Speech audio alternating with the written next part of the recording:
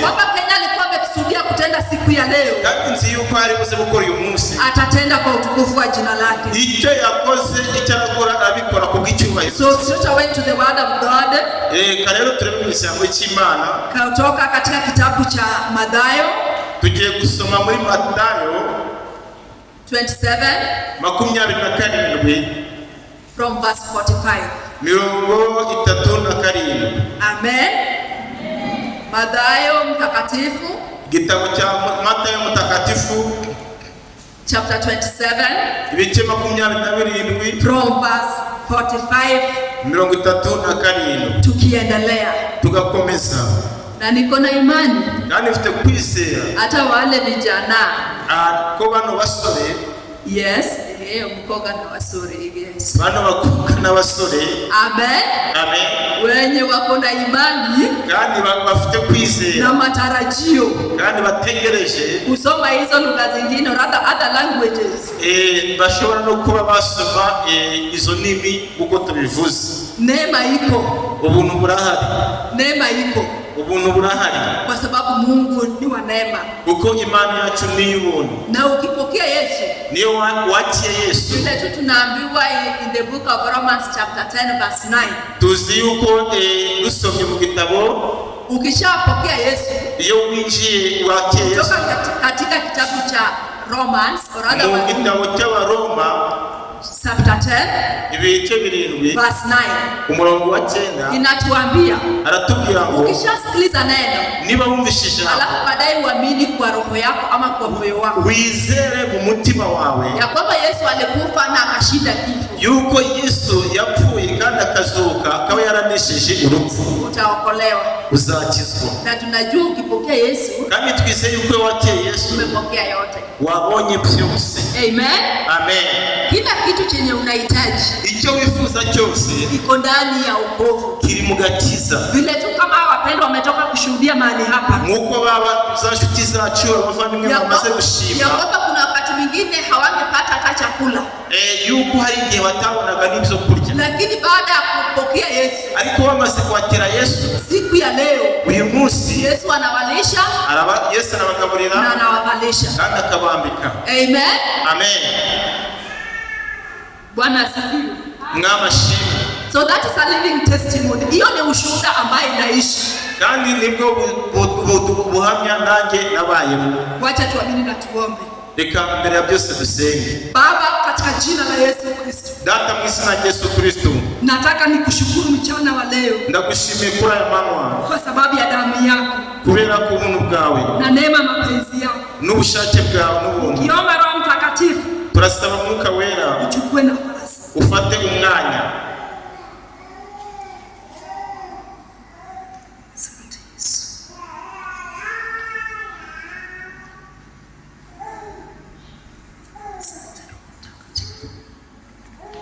Data uruwera,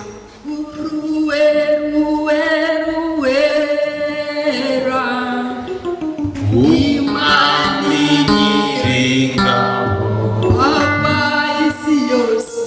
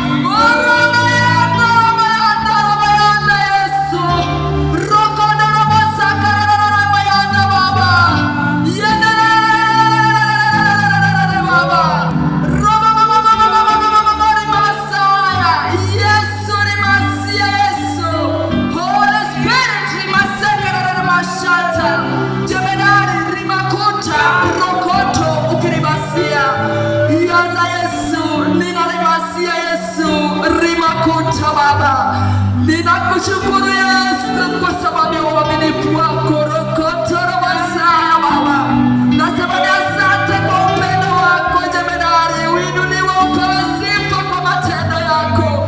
Asante kwa mtumishi wako na familia yake yote mzima na Masaya Baba.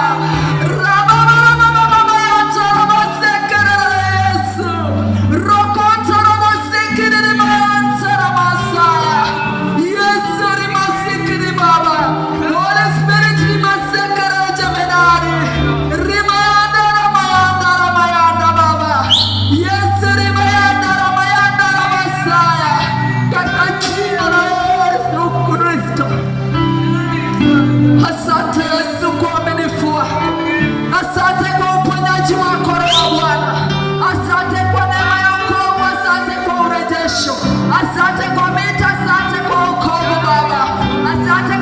mtumishi wako Roho wa Bwana, ninamuinua mbele zako na familia yake yote mbele mali hata Baba.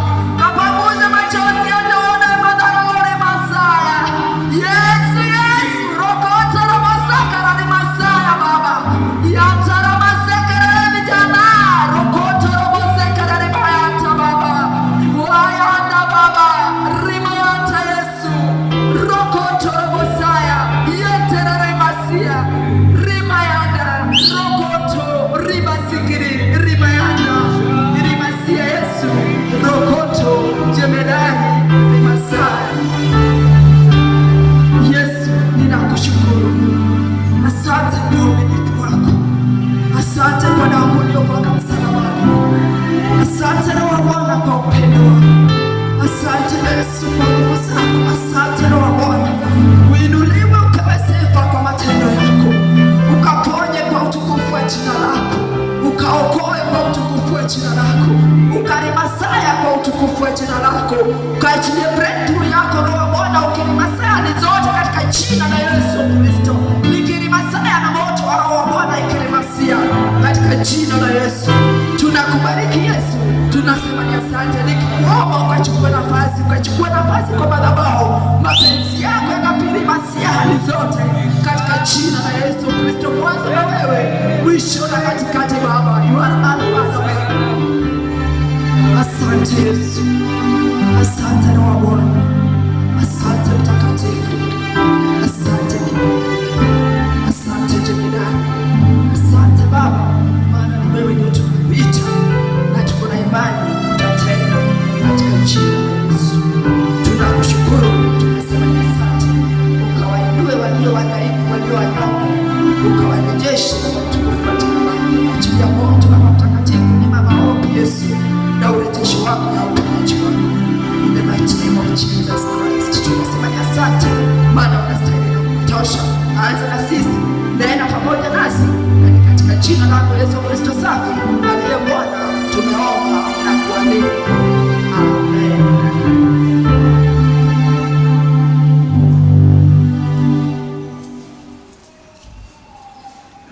Amen. Amen. Bwana Yesu asifiwe sana. Umwami Yesu ashimwe cyane. Amen. Amen. Nashukuru Mungu. Ndashimira Imana Kwa neema yake. ubw'ubuntu bw'Imana. Amen. Amen. Mungu ni wa upendo. Imana n'urukundo. Kuna wakati mwingine sikuwa naelewa mambo ya maombi. Hari igihe kimwe ndajya nsobanukirwa n'uburyo bwo gusenga. Lakini siku ya leo, ariko uyu munsi nashukuru Roho Mtakatifu kwa neema yake. Nshimiye Imana kubw'ubuntu bwayo. Na kupitia mafunzo yenye tulifundishwa na mzazi wa kiroho. Binyuriye mu nyigisho twigishijwe n'umubyeyi wacu mu mwuka. Apostle Mary Magdalene Wangoi. Muri ayo mazina avuze intumwa y'Imana. Apostle intumwa Mary Magdalene Wangoi. Yeye ndiye amenifundisha. Niwe wamwigishije jinsi ya kuitana. Kubwo guhamagarwa. Akanishika mkono. Aramfata ukuboko. Akanifundisha. Aranyigisha jinsi ya kuandamana na Roho Mtakatifu. Uburyo bwo kubana na Mwuka Wera. Kwa hivyo siku ya leo, none uyu munsi, nashukuru Yesu. Ndashima Yesu kwa sababu ya kazi yote kubw'umurimo wose mtume alifanya ndani ya maisha yangu. Iyo ntumwa yakoze mu buzima bwiwe. Kwa hivyo mimi sina kitu chochote na sijui kitu chochote. Kuri ibyo ngewe ntago nzi buri kintu cyose. Ni kazi imefanywa ndani yangu. Ni umurimo wakorewe muri njye. Amen. Amen. Bwana asifiwe. N'amashimwe. Kwa hivyo ningependa kuwahisi wapendwa. Ndashaka kubabwira abakundwa. Ni mzuri ukubali kufundishwa. Ni byiza kwigishwa. Amen. Amen. Ni mzuri ukubali kufundishwa. Ni byiza kwemera kwigishwa. Hata kama utaongeleshwa na Mungu. Nubwo wabuganirizwa n'Imana. Hata kama utahubiri na mioto ya aina gani. Nubwo wabwiriza ute n'umuriro umeze. Lakini kubali kufundishwa. Ariko emera kwigishwa. Amen. Amen. Kubali kukaa chini ya mamlaka. Icara ujye hasi y'ibitanga. Ufundishwe. Wigishwe. Na utaona Mungu. Kandi uzabona Imana. Amen. Amen. Maana hiyo imekuwa shida sana kwa kanisa. Uko ibyo biba ikibazo gikomeye mu itorero. Unaweza ona labda yule mtumishi wa Mungu uko chini yake, ukabona wa mwigisha w'Imana uri musiye ni mpole, aritonze, kama vile pastor ni mpole, pastor anaongea pole pole, nguko pastor hano avuga buhoro buhoro. Kwa hivyo unaweza kuwa uko na mioto, wowe ukibwira yuko ufite umuriro uvuga cyane, uone sasa ni kama uko juu yake, ugatekereza yuko uri hejuru y'uwo mushumba. Wacha niwaibie siri, reka bameneri ba, ukitaka kufanikiwa kwa kazi ya Mungu, niba ushaka kugira ngo uzabone umugisha mu murimo w'Imana, ukitaka kufanikiwa kwa maisha ya kimwili, niba ushaka kubona umugisha mu mubiri, ukitaka kufanikiwa kwa maisha ya ndoa, niba ushaka kugira ngo uzagire urugo rwiza, ukitaka kufanikiwa kwa shule, niba ushaka kugira ngo mwishyurwe n'umugisha, ukitaka kufanikiwa katika maisha ya biashara, niba ushaka kugira ngo ubone umugisha mu bucuruzi, jifunze kunyenyekea. Iga guca bugufi. Amen. Amen. Jifunze kushuka. Wige guca bugufi. Nyenyekea. Uce bugufi. Na utaona Mungu. Uzabona Imana. Hata kama ni kwa shule, niba uri mu ishuri, utaona wale wanafunzi wanakuanga number 1 ama top 3. Uzabona abanyeshuri baba mbere cyangwa ba gatatu. Ukiwasoma vizuri, wabareba neza, wengi wao ni wakutulia. Abantu benshi baba ba mbere mu mashuri kuva ku mwanya wa mbere kugeza ku wa gatatu kumanuka, benshi muri bo baba batuje, wanatulia, baba batuje, wanataka kusikiliza, bashika kumva mwalimu anasema nini, umwigisha aravugisha, ili aweze kupokea wisdom kutoka kwa mwalimu, kugira ngo yakire ubwenge kuva ku mwarimu. Amen. Amen. Haleluya. Haleluya. Lakini ukiwa mdomo ariko nuba iri umuntu w'ibigambo gamboroje, unaonaka mandazi wakati unapika ukitumbukiza kwa mafuta, ushize amandazi cyane mu mavuta moto, amavuta yashyushye ama friti cyangwa y'amafiriti ama daga, unaonaka vile mafuta ikishachemka vizuri, amavuta yamaze gushya cyane, alafu uchukue daga, ufate indagara ama friti cyangwa amafiriti ama mandazi cyangwa mandazi, utumbukize ndani, uyatere mu mavuta ashyushye. Inafanyanga aje? Azabyara iki? Azagutwika mavuta uko yakubisemo vuba vuba. Inafanyanga aje? Abe mavuta ukora iki? Musubize. Ntabwo muri kunyumva ngiye sindi kubasobanurira.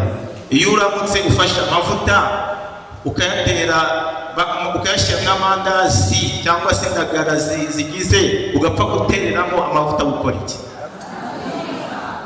Kwiga no gusubiza. Inafanya aje? Ayo mavuta akora iki?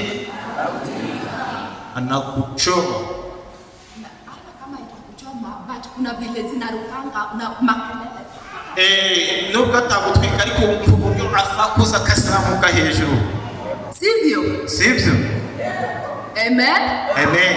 Sasa tusikue wale wa mdomo para. None ditube abantu b'amagambo tugendagenda tuvuga hirya no hino. Hapana. Oya.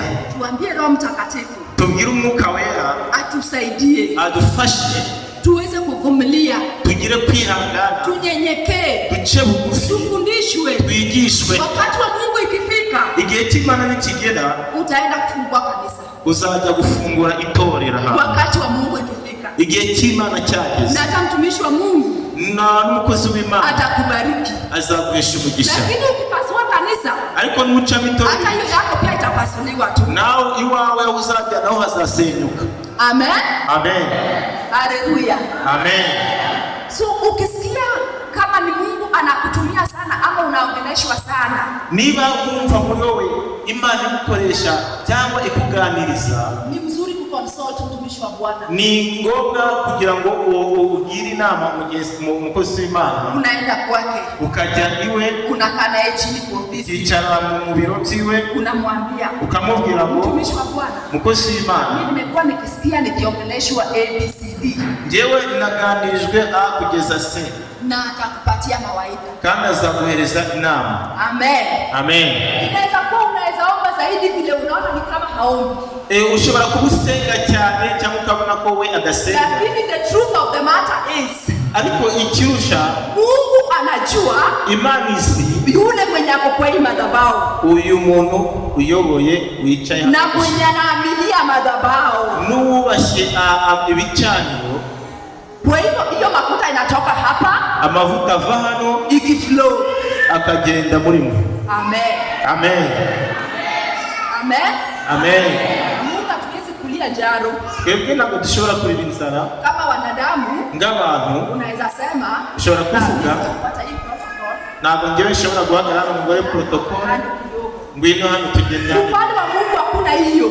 Ibyo muhande rw'Imana anaenda systematically and orderly. Ugomba kugenda ku itegeko rya Mwuka Wera. Najaribu kusema nini? Ndashaka kuvuga iki? Amen. Amen. Naomba tujifunze ndashaka twige kutulia, guca bugufi, kuvumilia, kwihangana, tukae chini ya mafundisho, twicare twige. Wakati wa Mungu ikifika, igihe cya Mungu n'ikimana n'ikigera, Imana izavugera muri pastor na atakubariki, azaguhesha umugisha, hata kama ni wanabii, nubwo yaba ari abahanuzi. Haleluya. Haleluya. Bwana asifiwe. Amen. Kitambo utoe unabii, nubwo wahanura, rudisha hiyo unabii kwa Mungu. Rusubiza ubwo buhanuzi ku Mana. Rudiza Mungu. Basimama. Hiyo unabii ni ya kusema, ubwo buhanuzi nubwo kuvuga, ama ni ya kuombea siri siri, cyangwa nubwo gusengera mu ibanga. Amen. Amen. Haleluya. Amen. Sio kila kitu ni kusimama kwa madhabahu. Mimi niliona fulani akiwa uchi. Ntabwo ari ibintu byose upfa kuvuga ngo weretswe, wabonye ngo nabonye ngo ndango mushiki wacu yambaye ubusa. Sijui niliona fulani akifanya hivi. Narebye umuntu runaka yakoze ibi. Sijui niliona fulani akifanya hivi. Sinzi nabonye umuntu wese mbonye yakoze ibi, ukagenda umuvuga. Omba kwanza. Senga. Na kama Mungu anataka utoe hiyo unabii, niba Imana ishaka yuko ubwo buhanuzi buvuga, Mungu atakuwa ametangulia mbele. Imana izakujya imbere. Na ameandaa roho za watu. Kandi Imana izategura imitima y'abantu wa kupokea unabii. Bakire ubuhanuzi. Bwana asifiwe. Umwami ashimwe. Hapa mwezi sema amen kubwa. Hano ntabwo mushobora kuvuga amina cyane. Wanapenda unabii. Kubera ko abantu bakunda ubuhanuzi. Amen. Amen. Haleluya. Amen. Kitambo utabiriwe. Nubwo wahanurirwa, hata wewe ni mnabii wako mwenyewe. Wowe uri umuhanuzi w'ubuzima bwawe. Nubwo bataguhanurira, umenye yuko wowe uri umuhanuzi w'ubuzima bwawe. Hatagize umuntu uguhanurira, wowe ugomba kwihanurira. Amen. Amen. Ukiwa na Yesu kuna kila kitu. Iyo ufite Yesu ufite byose. Amen. Amen. Kwa hivyo hata wewe pia ni mnabii wa kwako. Wowe uri umuhanuzi wa ubuzima bwawe. Na ndio maana mimi mtu haizi toka tu anakuja kuanza kuniambia pastor ni kuna unabii wako. Niyo mpamvu njyewe nta muntu ushobora kuva hariya ngaziriya garaje hano ngaje kumbwira ngo pasiteri yewe mfite ubuhanuzi bwawe. Amen.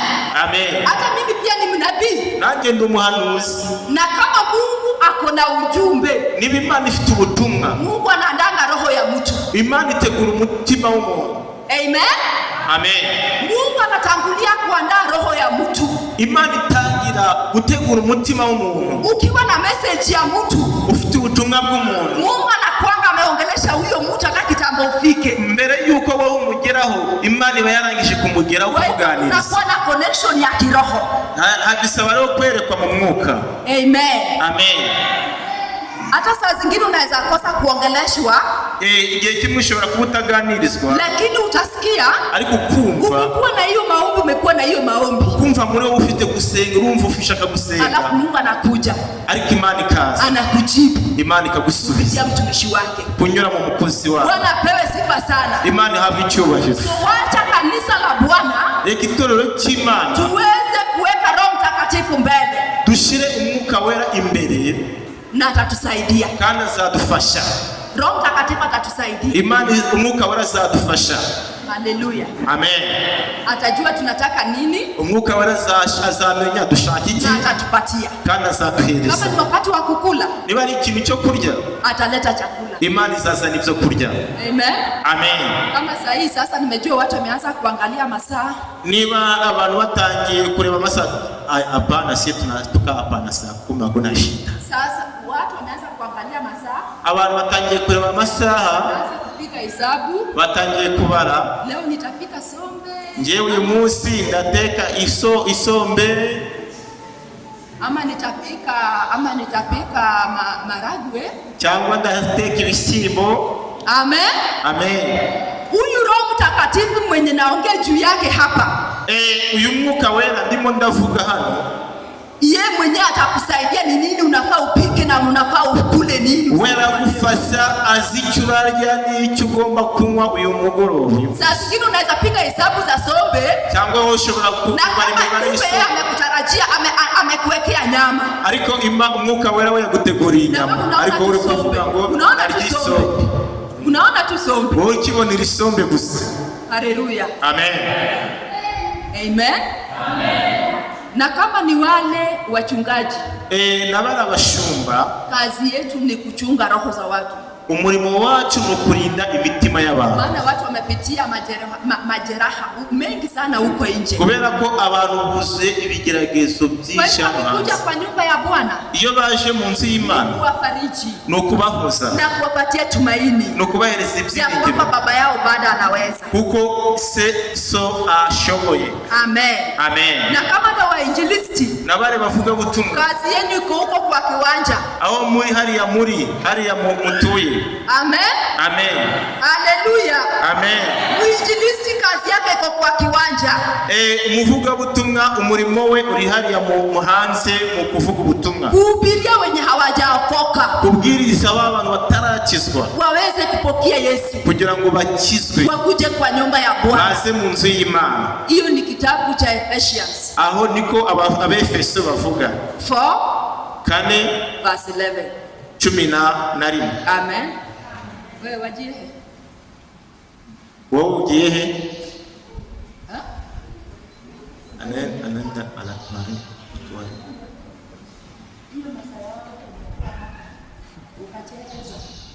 Byagiye cyose wabyinyi. Umejueje kama sasa hivi zako zimepita? Uri umukobwa cyangwa uri umugore?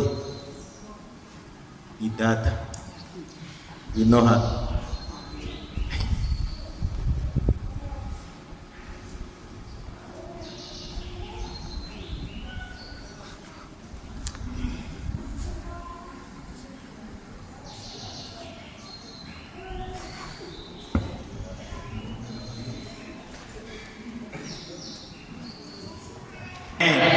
So tunashukuru Mungu. Leo tunashimira Imana. Kwa neno la siku ya leo. Kwijambo ry'uyu munsi.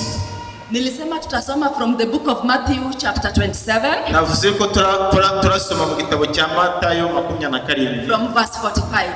14. Sijui kama kuna mtu amepata. Sinzi niba hari umuntu wahabonye. Mathayo mtakatifu. Matayo mtakatifu 27. Bice 27. Mstari wa Nduvuge ngo ufite Bibiliya utayifite hano. Usiache silaha nyumbani. Nta muntu usiga intwaro mu rugo. Amen. Amen. Haleluya. Amen. Unaona polisi akiwa kwa uniform na ameacha silaha nyumbani. Abonye hari umupolisi wambaye uniform, umwambaro wa uniform yasize intwaro ye mu rugo. Hapana. Oya. Wowe ngwino hano. Zana niyo Bibiliya yawe. Hatujamalizana na wewe. Nago wowe turasoza. Amen. Amen. Soma verse 51. Verse 51. Wewe ndio usome. Wowe ari usoma. Kwanza umeokoka? Mbese urakishijwe? Amen. Sasa tusalimie, sema Bwana Yesu asifiwe. No dusuhuze uvuge ngo Mwami Yesu ashimwe. Haleluya. Amen. Yesu nashimwe. Tuambie jina lako. Tubwire izina ryawe. Nitwa Karisha Ukonje. Amen. Amen. Sema nimeokoka, Yesu ni Bwana. Vuga ngo ndakishijwe ngo Yesu ni umwami. Ndakishijwe Yesu ni umwami. Amen. Sasa soma. Usome. 51 peke yake. Usome murongo 51:51. Umwenda ukingirije ahera. Umwenda ukingirije ahera cyane bw'urusengero utabukamo kabiri. Utangirira hejuru agera hasi, isi itaratangira. Bitare birarema. Amen. Amen. Tena rudia. subiramo ariko mwitonde musome neza. 51 peke yake. 51 gusa. Umwenda ukingirije ahera, umwenda ukingirije ahera cyane k'urusengero utabukamo kabiri, utangirira hejuru ugera hasi. Isi iratangira. Wiziki Nize ko buri wese ari ukwigereje. anasema anajifunza kwamba kila mtu anaweza kuingia kwa Bwana. Amen. Barikiwe sana. Uhabwe umugisha. Lakini nitaongezea hivi. Ariko ndongeraho. Biblia imesema. Biblia yavuze Hivyo vile umesema. Vile umesoma sorry. Ngukusoma. Ya kwamba pasia ilipasuka into 2 pieces. Umwenda wari ukingirijwe ahera wacitsemo kabiri. Amen. Na ikaanguka chini. Kandi ukagwa hasi. Kwa hiyo kila kitu chenye imekuwa ikizuia maisha yako usiendelee usifanikiwe. Ikintu cyose cyabuzaga ubuzima bwawe kugira ngo utajye imbere ni kupasuka na kuanguka chini sahihi katika jina la Yesu. Kandi kiravuyeho mu izina rya Yesu. Amen. Amen. Unajijua. Uriyizi wowe. Na unajielewa. Kandi uriyizi. Iwe ni familia. Iwe ni biashara, ni kazi umetamani kufanya. Aba ari ibicuruzwa cyangwa kuzuia maisha yako. Cyatangira kuziba. Imeanguka sasa hivi. Kiraguye katika jina la Yesu Kristo. Na uanze maisha mapya. Utange ubuzima baraka zipya kutoka kwa Mungu. Kuva kwa Mungu. Usiwaze mtaendaje. Nutekeleze ngo kama ni biashara usiwaze mambo ya pesa. Yaba ari ubucuruzi. Wewe amini tu. Ya kwamba Yesu amesema. Pasia imekatika na ilianguka chini. So umewekwa huru. Noneho urabohotse. Kusonga mbele. Kujya mbele. Amen. Amen. Unaelewa? Unabyumva? Unafanyaje? Ukora iki? Hafanyi kitu. Amen. Wewe uweze fanya biashara? Basi wewe ni washobora no gucuruza. Anaweza. Amen. Wewe sio kama wale wengine wanaendanga kuleta vitu wanarangula mpaka Uganda mpaka wapi? Wewe si ntago wamera ngaba abantu bajya kugura Uganda hehe bakagera na hehe. Ama unadhani yao ndio walipendelewa na Bwana? Cyangwa si yuka abaribo Imana ikunda kurusha wowe. Leo ni siku yako. Uyu ni umunsi. Ambia Mungu. Ambia Imana. Leo. Uyu ni umunsi. Pasia imeondoka. Umwenda wari ukingirije ahera. Usijali kumekuaje. Mutekereze ngo bizaje. Usiwaze pesa itatoka wapi. Mutekereze ngo lakini wewe shika tu neno kwa imani. Wewe ya kwamba pasia imekuwa ikikuzuia baraka zako. Umve yuko imepasuka na imeanguka chini. Kwa hiyo wewe huru. Ariko urabaho. Utazaa dunia yote mzima. Uzagenda musi yose. Ukifanya biashara. Uri gucuruza. Kwa sababu ya utukufu wa Bwana. Ubw'icyubahiro cy'Umwami. Na wewe ukibarikiwa. Wowe nubona umugisha. Usisahau madhabahu. Wibagirwe hano. Ukibarikiwa. Nubona umugisha. Usisahau mtumishi wa Bwana. Usibagirwe uyu mukozi w'Imana yawe. Nubona umugisha. Usisahau Mungu. Nusibagirwe Imana. Maana amekutoa. Kuko Imana ihekuye. Kuko Imana igwanagura amarira. Amen. Amen. Bwana asifiwe sana. Amen. Kwa hivyo nashukuru Yesu. Kuri ibyo ndashimira Yesu. Ya kwamba siku ya leo ubwo uyu munsi Mungu ametunamisha. Mungu ametunamisha. Imana atubyukisha. Na ametubariki. Kandi duhaye umugisha. Hii hadithi wakati Yesu alikuwa amesulubishwa msalabani. Ijambo dusomye mwumvisha uburyo Yesu yabaga. Alipitia mambo mengi sana. Yanyuze mu bihe. Alipitia uchungu. Yanyuze mu mubabaro. Watu walimdharau. Abantu baramusuzuma. Wengine walimtemea mate. Abantu bamuciamuca. Hata wakati alikuwa msalabani. No mugihe ari kumusaraba. Wakati alikuwa anasikia uchungu. Igihe yumva kumubabaro. Lakini watu bado walikuwa wanamuonea tu. Ariko abantu baramusuzugura. Watu walikuwa wanamuongea. Abantu baramusuzugura. Watu wanauliza. Abantu wacha tuone huyo Mungu wake. Reka turebe iyo Mana. Na mimi nimetumwa na Mungu leo. Nanjye nwarejwe n'Imana. Ya kwamba huyo Mungu wetu. Iyo Mana yacu. Mungu ambaye ninamtumikia. Iyo Mana mwenye amefanya nikatoka Kenya nikakuja hapa. Ataondoa pasia katika jina la Yesu Kristo. Kura hivi vumo msima Yesu. Bwana asifiwe sana. Amen. Haijalishi ni nini tumepitia. Ntabwo bigera manibyo wanyuze. Yesu akifika akisema ni leo maisha yako anafika. Yesu niba yavuze na hataki kusikia mambo ya hadithi. Ntabwo mwagira ibintu. Hataki kusikia vile ulilala njaa jana. Nagashaka kumva uburyo. Hataki kusikia vile unatembelea nguo moja. Nagashaka kumva. Yeye akisema leo ni leo. Wewe navuze uyu munsi. Akisema leo ni leo. Niba yavuze uyu munsi ni umunsi. Vile ulitembea jana hataki kujua. mwatambutse nagashika vile uliumwa jana hataki kujua. Kwa waliwe ejo hasize nakabishaka. Amen. Amen. Bwana asifiwe. Amen. Tunasoma hadithi ya yule baba alilala kando akisema kwa miaka ya 38 good years.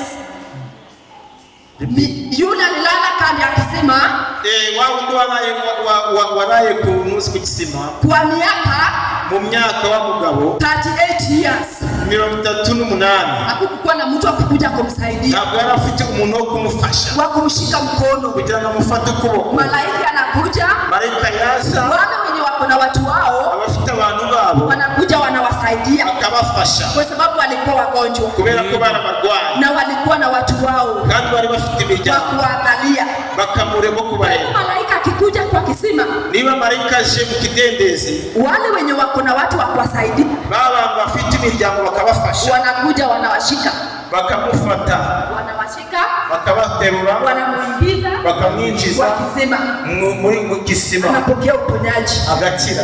Nawe pia ubarikiwe upokee uponyaji, nawe wakire gukira kwa izina rya Yesu. Amen. Amen.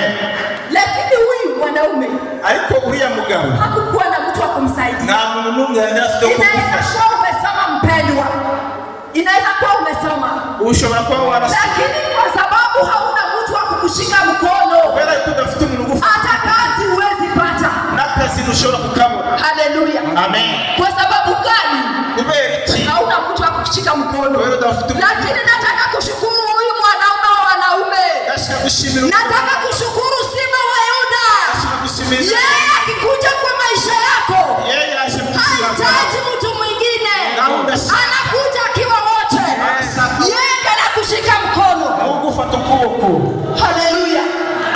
Akisema leo ni leo, akisema leo ni leo, hakuna mtu mwingine atapigwa kwa baba.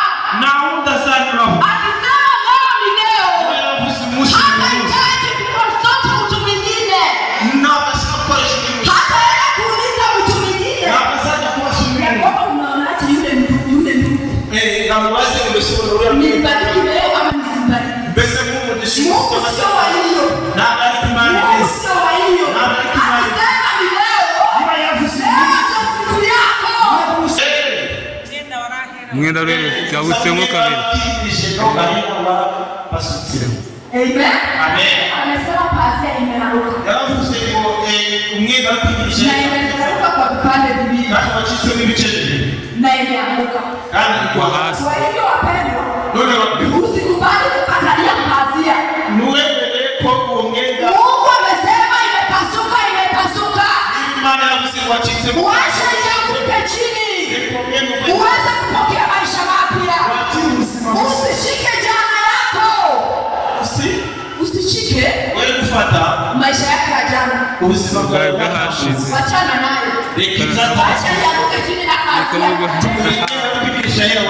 Usishike ugonjwa yenye nakusumbua. Wacha ianguke chini na pazia. Usishike pesa inakusumbua. Wacha ianguke chini na pazia. Uanze maisha mapya. Katika jina la Yesu Kristo. Bwana asifiwe. Amen. Nashukuru Mungu. Ndashimira Imana. Maana Mungu akikuja, Imana akitaka kukubariki, ishe kuguha umugisha. hataki kusikia hadithi. Nta bintu binashaka. Ati sijui mimi nilizaliwa kwa familia inajiwezi. Navute mu muryango. Sijui sisi tumekuwa na Bwana. Yewe nataka n'umugabo. Kama ulichukua na Bwana na umekuja kwa kanisa umepata Bwana mwingine ambaye ni mfalme wa wafalme, shukuru Mungu. Niba waratawe n'umugabo waje gusengero ubona umugabo uruta abagabo bose bo kwisi, shimira Imana. Haleluya. Amen. Bwana asifiwe. Amen. Haleluya. Amen. Mwanaume mwaminifu. Umugabo wihana. Hata wakati utavuka ukienda Uganda, ukisema naenda na huyu mwanaume, ukaba uvugana ataandamana na wewe, atakufungulia mlango. Ukienda kurangula, anatangulia mbele Imana isaba na yanditse anakuletea makulaya. Ukirudi, nugaruka umerudi na yeye ukagarukana nawe na upokea passport in Jesus name. akira passport mu izina rya Yesu akubwa. Bwana asifiwe sana. Amen. Haleluya.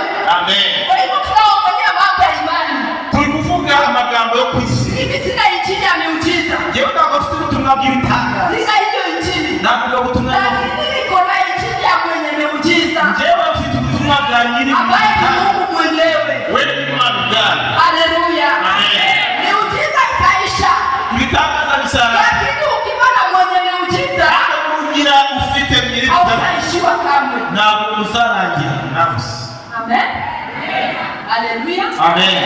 Ukiwa na mwenye miujiza, n'ubu uri kumwe na nyiri ibitangaza. Kwa nyumba yako, mu rugo rwawe, uko na yeye.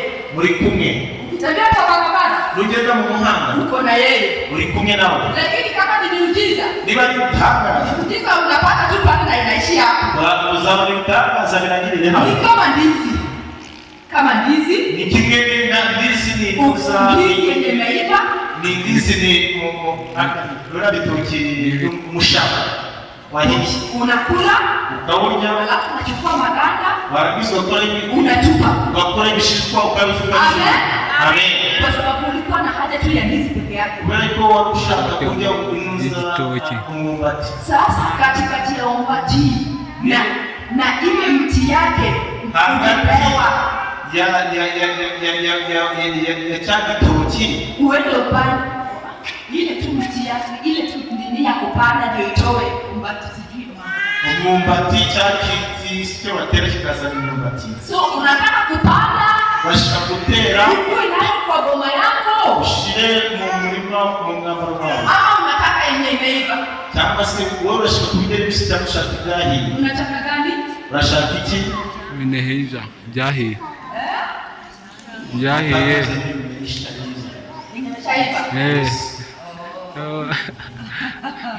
hapo ndio niwakamata. Amen. Amen. Hapo ndio wenye miujiza. Abo ngabo ni abandi bitangaza. Yenye imeshaiva ndio mnataka? Ndio ndio mushaka. Lakini mtaki ile ndio mtachukua. Na mushaka yaje musajana. Ndio uhije. Mutere. Mwagilie maji. Wongere hamasi. Ifumbire. Nukama noneho ibamize itangire byeri. Ikikoma yakuze unakata ugakata ukajya kwirira. Tena inazaa ingine. Nukigabya Tena inazaa ingine. yongera ikabya. Tena kama unaweza patia jirani. Noneho ugaca ugahisa muturanye wawe cyangwa ukamuha. Lakini nyinyi mnataka tu yenye imeiva. Mwebwe mushaka ibyahize. Amen. Amen. Amen. Amen. Tusifurahie nitwishimire maisha haraka, ubuzima bwihuse. Tukubali twemere kulipa gharama, kwihanga kubiba, kwa sababu wakati umegharamia kitu mugihe wabibuze ikintu mwisho yake iherezo itakuwa ya baraka, kizaba na itakuwa ya faida kandi kizagira inyungu na utafurahia. nawe usishima Wakati umekuja kutembelewa na rafiki yako, ugiye uje gusura mugenzi wawe, unaenda hapo kando ya nyumba, ukagenda inyuma y'urugo, unamkatia, ugaca unaenda naye ukamuhereza amajyana. Sio ni baraka? Iyo si imigisha, sivyo? Sivyo.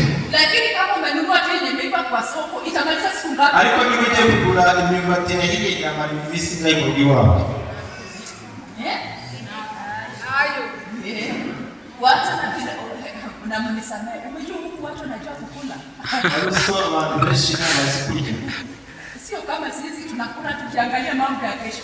Ntabwo tuzi niba turya turya ahesho azaza. Sisi ndio tunashika nene kwa Biblia. Ni mwebwe mwafashije muri ya kwamba mambo ya kesho ni Mungu mwenyewe atashughulikia. Ibyesho bimara abesho. Amen. Kwa hivyo kama ni ndizi yenye imeiva, niba ari igitoki cyane ikitoka kwa soko, yo kivuye ku isoko, haiwezi maliza siku mbili kwa nyumba, sivyo? Na umuneke wamara iminsi mu rugo, sivyo? Yes, haiwezi maliza siku mbili kwa nyumba. Ntabwo yamara iminsi mu rugo. Ama ni aje mama mchungaji? Cyangwa bimeze gute umugore bushoboye? Sivyo? Amen. Amen. Yenye imeiva itakuliwa haraka na watoto pia wanapiga picha. Imenekire tutaita tulibya mama bayuje bityo birangira. Baada ya siku mbili iminsi imeisha. ibirangi. Lakini ile yenye umepandia pale kale nyuma yako, ariko ibyo ibitoki wateye hariya iruhande rw'urugo unapatia tu masiku. ushiraho iminsi. Unajua baada ya hii mwezi uravanga nyuma y'ukwezi niko na ndizi giti gitoki. Bwana asifiwe. Amen. Kwa hiyo kuri ibyo usifurahie na sitaki hii yenye imeiva, twishimire ibihe.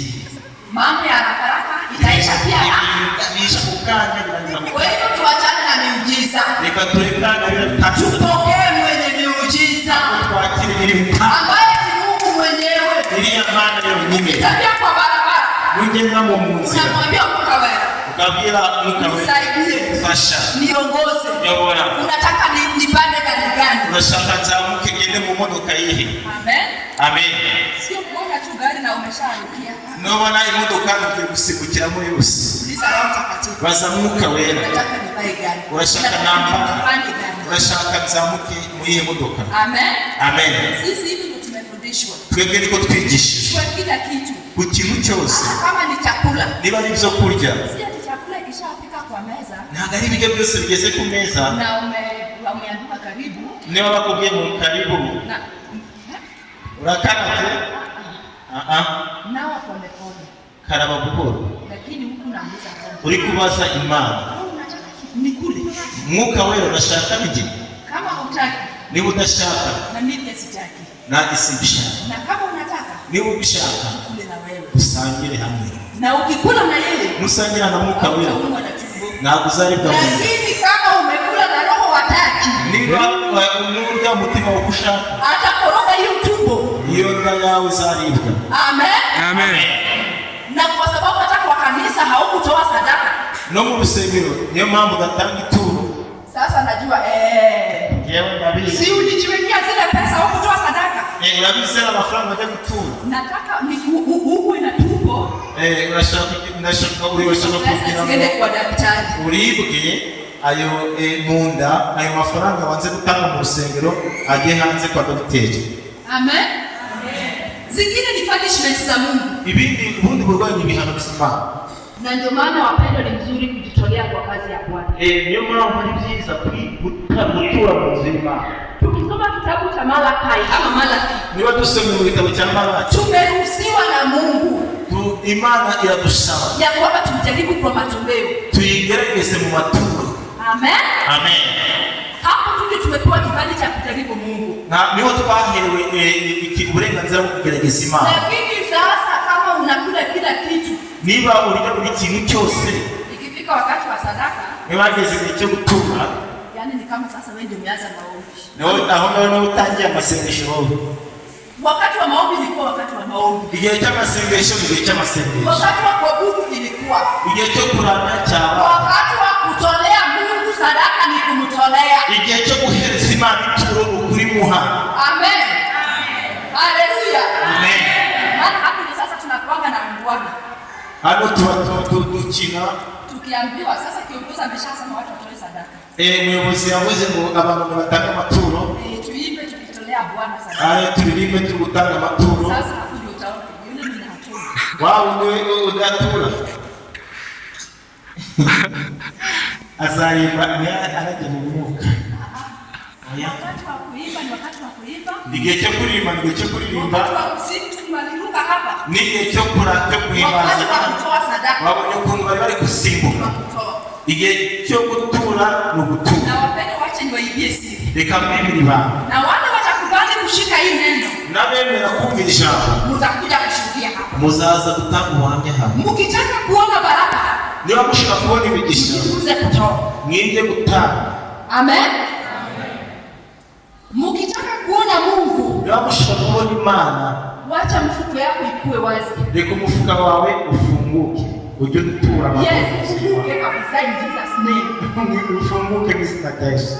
Bwana asifiwe. Amen. Tunaingia kama unakuwa na tunyoka kwa mfuko. Niba abantu bagira inzoka mu mifuka. Wakati wa sadaka. Igihe cyo gutura. Wakati wa kutolea Mungu. Igihe cyo gutanga amaturo. Kama uko na nyoka kwa mfuko ukipeleka tu mkono hivi ina. Ni nguko washira akaboko mu mufuka. Hizo maroho zishikwe sana katika hiyo kibali ineshwe mizina ya Yesu. Hapo mwezi sema yamenata na. Hapo mshara kuvuga amani. Wakati wa kutoa. Igihe cyo gutura amaturo. Hapo watu nakuanga wagonjwa. Abantu benshi barwaye. Lakini najua Mungu atawashughulikia. Kandi nzi yuko Imana izabahereza. Bwana asifiwe. Amen. Tujifunze kutolea Mungu. Twige guturira Imana. Amen. Amen. Dada usimama kidogo. Wao hapo.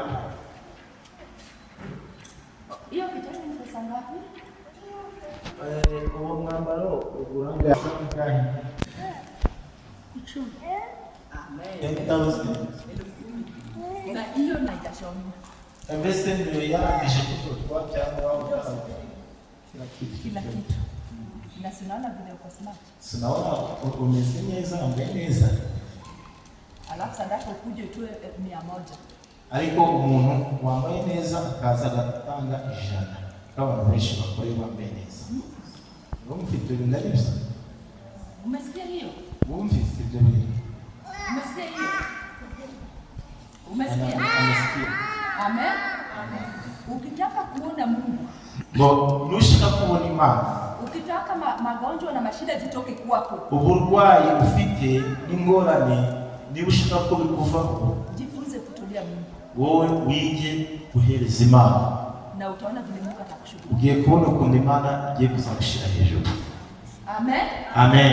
Ile ukikula maharagwe niba urya ibisimbo na mchele n'umuceri na unajiuliza, ujye wibaza nyumba ya mtumishi wako umukozi wawe amekula nini? Mushumba yariye iki? Amen. Amen. Nini hivyo ndio tumelelewa. Ndio niko twarizwe. Amen. Amen. Hivyo ndio tumelelewa. Ndio niko twarizwe. Na ndio imefanya tunafika mahali tunafika na bado naendelea. Niho atumye tugeraho tugeze kandi turacyakomeza. Ni kuwaza mtumishi wa Mungu. Ugutekereza ku mukozi w'Imana. Kwa sababu gani? Kubera iki? Yuna mtumishi wa Mungu kunaingiwa wageni asubuhi na usiku. Inyuma mu nzu y'umukozi w'Imana kwa Bishop hinjira abashitsi buri munsi. Uliza mama Bishop hapa atakwambia. Baze uriya mama Bishop arakubwira. Na mtu akiingia kwa nyumba yake akose kukula. Kandi umuntu winjiye mu rugo rwe ahagije bihari. Ni ngombwa iki? Akikosa kukula atariye tena ataenda kumtangaza. Azagenda muvuga mu nzira hose. Yewe kwa Bishop kwa inzara bishi. Yaani bila nilifika. Uzi ukuntu nageze. Ni maneno tu maneno. Na magambo kuri cyo gusaba girika gusaba mbana. Wewe ukienda unipeleka nini? Wowe wajanye iki kwa Bishop? Amen. Mbere yo kujya kuvuga. Unipeleka nini? Wajanye iki? Unipeleka nini? Niki wajanye kwa Bishop? Wapo umeacha umeshapaka chakula mpaka umeacha watoto wakipika? Wowe wavuye iwawe watetse abana bakaburiye. Unapesa na kwa sababu uko na shida. Kubera yuko ufite ikibazo. Unaenda Bishop akuombee. Ukavura mu gihe kwa Bishop asenge. Mkondo tupu. Ukagenda mu kuboko na ukifika wagera unataka tena ukule. Ugashaka kugaburira. Amen. Amen. Haleluya. Amen. Tuache kukulia Mungu jana. Reka twere kurya Imana nzaba. Tunazuia baraka zetu bora. Twebwe turasuzumisha yacu. Wacha tujifunze kufungua mikono zetu. Reka twige gufungura amaboko yacu. Wakati naenda kwa mtumishi wa Bwana. Igihe ugiye ku mukozi w'Imana. Kuna watoto. Hari abana. Kuna vijana. Hari abasore. Wageni wanaingia usiku na mchana. Abashitsi barinjira mu gitondo n'umugoroba. Kama ni ulinzi uko nayo. Niba ni gitondo. Musa ni ulizwa. Mose yarabajije. Uko na nini kwa mkono? Ufite mu kiganza cyawe. Haleluya. Amen. Lakini yeye niko na roho yangu. Roho yangu. Ufite umutima wawe unyane Imana. Tunajua uko na roho. Turabizi ufite umutima. Lakini uko na nini kwa mkono? Ariko niki ufite mu kiganza? Haleluya. Amen. Kweli kuna siku moja unaweza kosa. Ndiye kimwe ushobora kubura ikintu. Sivyo? Siko bimeze. Kuna siku mtu anaweza kosa, sivyo? Hari igihe umuntu abaho nta kintu. Sivyo? Siko bimeze. Lakini wakati Mungu amekubariki. Ariko Imana wahi umugisha. Usahau watumishi wa Bwana. Uzibagirwe abakozi b'Imana. Bwana asifiwe. Amen. Sio ni maombi tunahitaji tu, Bishop. Na ayo kwirwana mvu telefone ngo Bishop na umashika telefone na hata maimite.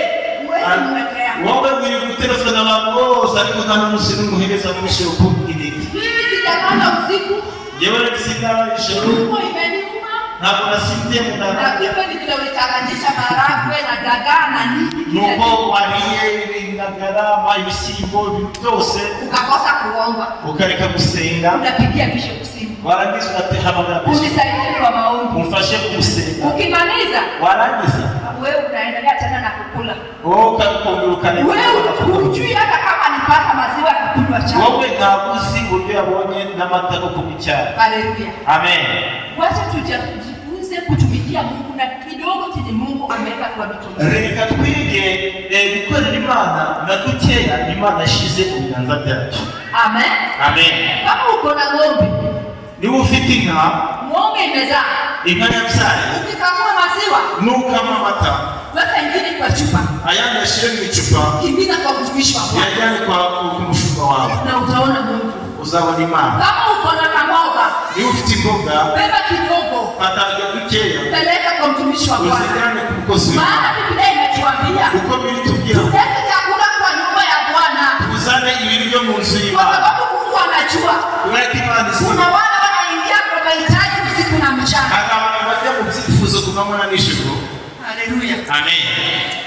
Sasa msianze kusema chini pastori Ndimutangira kuvuga mu pastor kutoka Kenya wavuye muri Kenya alisema tupeleke chakula kwa bishop yavuze ngo tujyane ibiryo kwa bishop ndio aweze kukula. kugira ngo abone kurya. Oya ntabwo tubyazanye, Sijasema hivyo, ntabwo navuga ibyo, ni vile tu ninawakumbusha. ndi kubibutsa ibyo mugomba gukora. Kwa hiyo kidogo Mungu amekubariki, Muri ibyo bike Imana guha, kumbuka nyumba ya mtumishi wa Bwana. ibuka inzu y'umushumba. Unajua dinki ya Dorcas ama kabisa. Urabizi umukobwa Dorcas, inkuru za Dorcas cyangwa Daptari. Amen. Amen. Amen. Amen.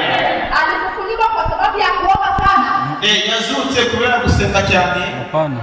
Musubize. Oya. Yazutse kubera gusenga cyane.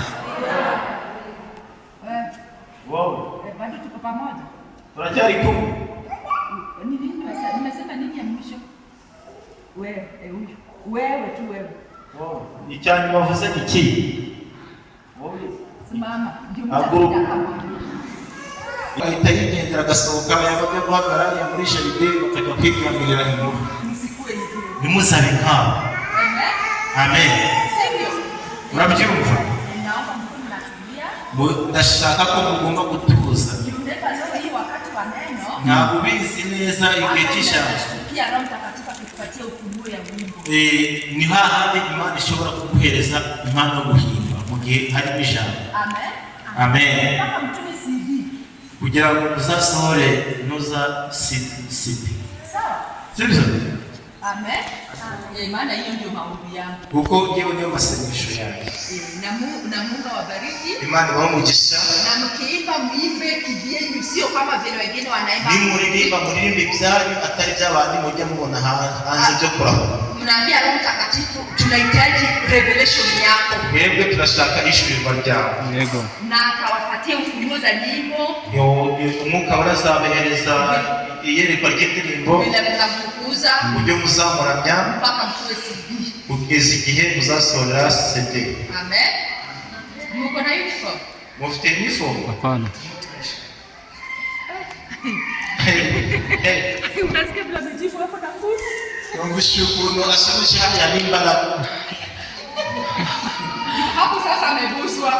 Hali yakuzwe. Hamna uniform? Na uniform mufite? Hamna. Mungu awabariki, awafungulie mlango ya uniform. Imana igiye kubafungura umuryango bamugisha uniform. Mupate uniform. Mugiye kubona uniform nziza kabisa. Mupate uniform nzuri. Mubone uniform nziza. Yenye Roho Mtakatifu atatembelea. Aho umwuka wera azinjira muri iyo uniform. Uniform imejaa na upako. Uniform yuzuye gusigwa. Imejaa na uwepo wa Bwana. Yuzuye ubushobozi bw'umwami. Na mtu asianze kwenda na uniform kigani. Kandi ntazagira umuntu uzagenda ni Kigali yambaye uniform yayo. Oya. Ya madhabahu tu. Iyo uniform niyo hano mu nzima. Na unaona huyu dada? Urabona uriya mushiki wawe. Alianza biashara biashara. uriya natangiza gucuruza, Wakati atakuwa na wasimamia uniform. uriya azajya bazanira za uniform, Analeta ready made kutoka Uganda. arazana ibyakozwe muri uniform zakozwe hariya Uganda. Sijamalizana na wewe. Ntabwo ndarangiza. Leo Uyu munsi wowe maombi yako imesikika. amasengesho yawe yumvikanye. Haleluya. Amen. Bwana asifiwe. Amen. Amen. Amen. So tunasema hivi wapendwa. Tuvuze ibyo bakundwa, Tuhusishe Roho Mtakatifu tureke Mwuka Wera kwa kila jambo. buri kintu cyose. Mimi nimeona Mungu. Njyewe nabonye Imana, Nimeitwa narahamagawe kutumikia Mungu gukorera Imana. masaa 24. Hashize imyaka 24. Masaa 24. Nahamagawe gukora Imana amasaha 24 kuri 24. Amen. Amen. Haikuwa rahisi. Ntabwo byoroshye. Maana wakati niliachishwa kazi na Mungu, Njyewe Imana yarambwiye ngo nindeke akazi ko gukora. nilijaribu kukataa. Naranze. Maana nilikuwa nimezoea Uko nari menyereye maisha ya pesa. ubuzima bw'amafaranga. Haleluya. Amen. Lakini siku ya Mungu, wakati Mungu aliamua, Igihe Imana yateguye. haleluya, Amen. yote iliwekwa chini. Ibyo natekerezaga byose byabaye ubusa mbishira hasi. Haikuwa rahisi. Ntabwo byari byoroshye. Nilikataa. Naranze. Na karibu niruke kichwa kwa sababu ya kukataa sauti ya Mungu. Numva ngiye gusaba kubera twanga ijwi ry'Imana ryo kugira ngo ngende. Ndio maana mimi sitakangi mchezo na kazi ya Mungu. Ndio mpamvu njyewe ndakira mu murimo w'Imana. Mimi Mungu akiniambia nenda, Imana imwe ngo genda. sitaki kuangalia Ntabwo nshobora pesa itatoka wapi, amafaranga sasa. nitalala wapi, nitakula nini, Zagiti. mimi sitakangi kujua hiyo. Njyewe sinshaka Maana hiyo ndio msingi tuliwekwa na apostoli. twebwe nigo rufatiro twahawe n'intumwa yatwigishije. Kitabu cha Mathayo Igitabo cya Matayo 6:33 murongo wa 33 34. kugeza 34. Tutafute kwanza ufalme wa Mungu, Dushake ubwami bw'Imana no gukiranuka kose, na haya mengine ibindi byose tutazidishiwa. tuzabyongererwa. Haleluya. Amen. Ni rahisi kusema, Biroroshe kuvuga, ni rahisi kusema, biroroshe kubivuga, na ni tamu kusoma, ariko biraruhije. lakini kuishi kwa hiyo neno, Ariko kugira ngo ube muri iryo jambo, kama utaitwa, niba utarahamagara, utainua mkono uende.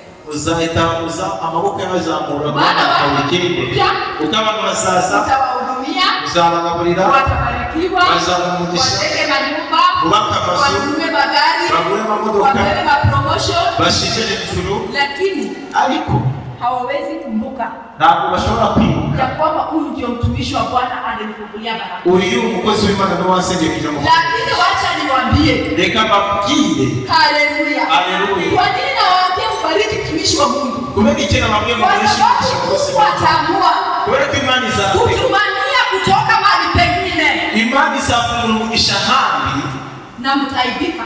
kandi muzayibona. Haleluya. Amen. So kama wakati bado Mungu amewapenda, Niba mu gihe Imana ikibakunda amenituma yanyohereje niwakumbushe, mbibutse, kwa sababu tunakumbushana tu, uko tugera twibukiranya, sibyo?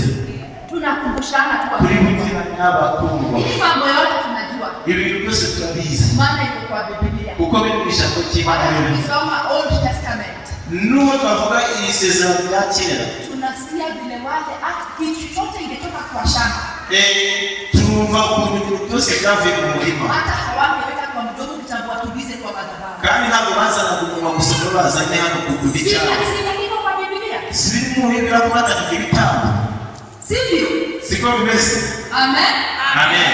So tunakumbushana tu siku ya leo, Uyu munsi twibukiranijwe maana ni upendo wa Bwana, kuko ni urukundo na kwa rw'Imana. sababu Mungu anawapenda, Kubera ko Imana ndio ibakunda, maana ameachilia ile. niyo mpamvu yazanye ubuntu. Haleluya. Haleluya. Bwana asifiwe sana. Amen. Wangapi wanafanya biashara hapa? Ni bande bacuruza hano bazamuha ikiganza? Kama unafanya biashara, Niba uri umucuruzi zamura ikiganza cyawe. amen.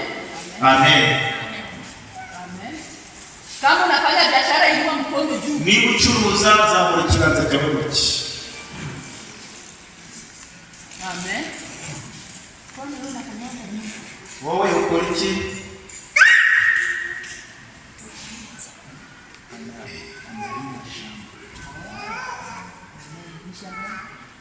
Ese imirimo uhinga n'iyawe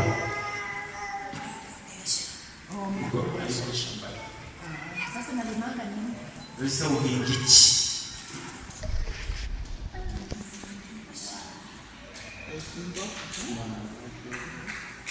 Nini ingine? Sasa saizi kwa shamba ama ulitosha? Esteri ubu barangije gusarura cyangwa cyari mu nyuma Aisha wanalima. Sasa zile zingine unatoa mwezi gani? Sasa ya Kristo wasaruye wasenge mu kwezi. Imyaka wasaruye mu kwezi. Mwezi ya 6. Maragwe na miogo. Ibishyimbo n'imyumbati. Amen. Alafu naenda inachuruza. Nuko wayuzi kugenda ukabigurisha. Unauza? Unauza nyumbani? Iba mu rugo. Wanabikulanga. Amen. Ni mzuri. Mnakulanga na mzee na watoto? Bana n'umugabo n'abana. Hiyo ni mzuri. Sasa hiyo nilitoa mwezi wa 6, kuna nyingine nilipeleka kwa nyumba ya Bishop. Ese yani byose wejeje ari n'umusinomwe ari wajyana ikintu kwa munzu ya Bishop.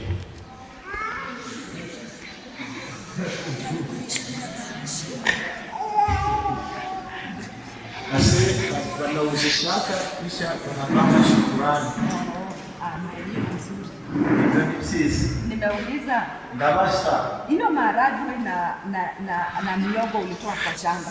Ibyo bishyimbo n'imyumbati wasaruye. Kuna yenye ulipeleka kwa nyumba? Hari bikeya wajyanye kuko rwa Bishop.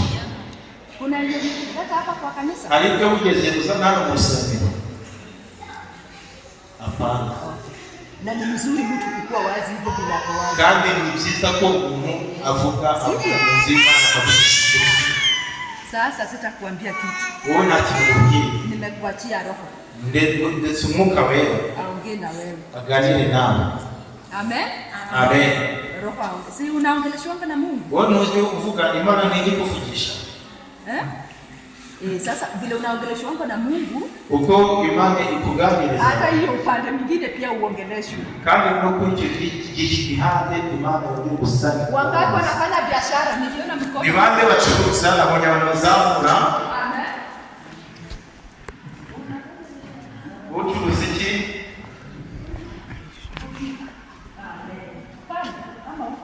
Hapo kando hai. Kigali. Na ulikuja kama mama.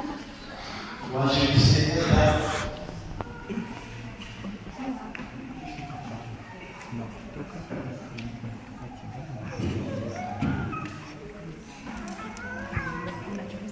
uchuruzi kimurutike ni maraka kitu chochote. Amen. Amishele. Kitu chochote hapa kitu. Mchele.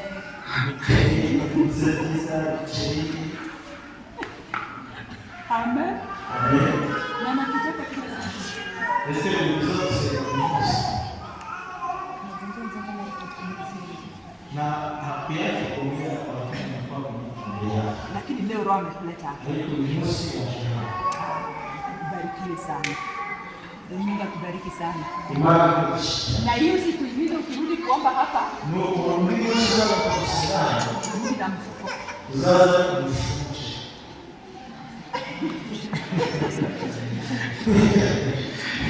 Amen. Amen. Rudi na mfuko. Uzaza Na utaona Mungu. Wewe unataka arudi na mfuko. Uzaza. Haleluya. Amen. Na utaona Mungu. Uzaza. Tutaonana baada ya ibada sawa? Yes. Leo umejua ni siku ya maombi, ndio maana tunaenda hivi, sio ibada ya Jumapili. Siku ya maombi kila mtu anapewa nafasi, sivyo? Na kila mtu anapewa nafasi, sivyo?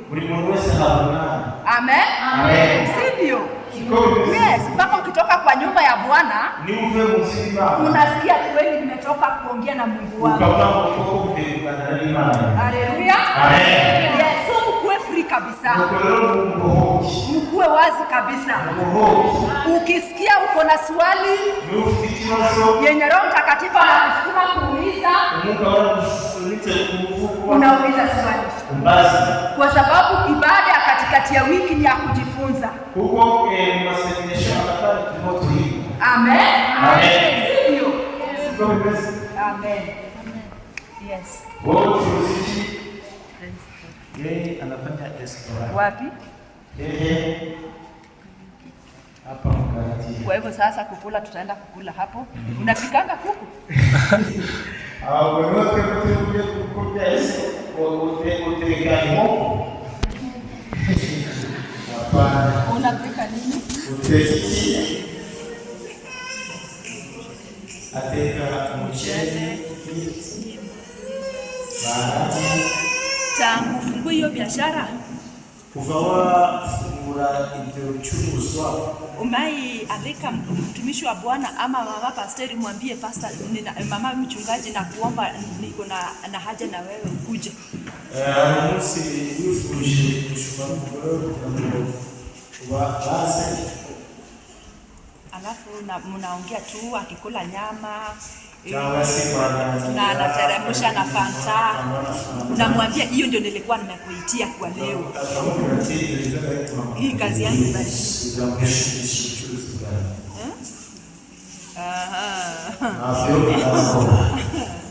Kutafuta tu faranga. Amen. Amen. Wacheni niwaibie siri. Mimi wakati niliitwa nilianza na maziwa paketi moja. Na tangu ulichusa mama paketi moja ya maziwa. Nilikia kwa mtumishi wa Mungu. Na Mungu. Mimi sitaingia kwa mtumishi wa Mungu tu. Ndiye mtumishi wa Mungu na mwokozi wa wewe au kusi. Lazima pesa. Lakini kwa nyumba. Na Mungu. Na pia Mungu. Naenda kwa mtumishi wako. Ndiye mwokozi.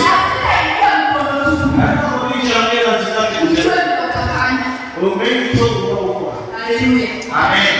Nitatoka. Najenga.